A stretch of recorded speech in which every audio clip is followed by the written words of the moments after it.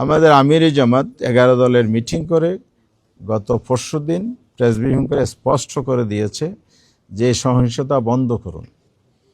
বন্ধ যদি আপনারা না করেন তাহলে আমরা রাজপথে নামতে বাধ্য হব।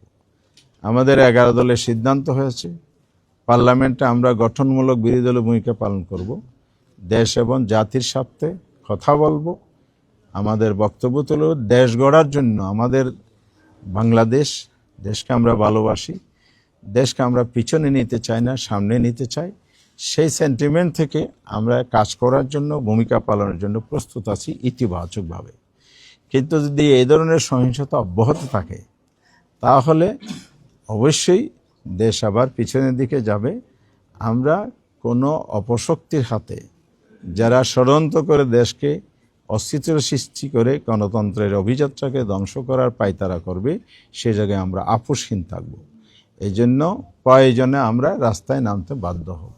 ইতিমধ্যেই আমরা 11 দলের পক্ষ থেকে গতকাল লিয়াজি কমিটির মিটিং করেছি।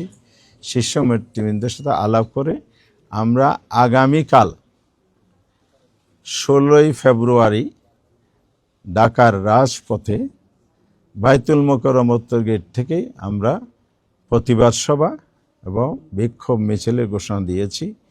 কারণ হচ্ছে এই সহিংসতা বন্ধ করতে হবে।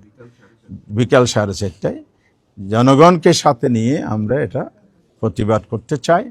এত যে না থামে তাহলে আমাদেরকে রাজপথে আরও আগাতে হবে। আমরা চাই না রাজপথে রাজনৈতিক বিষয় সমাধান করতে হোক।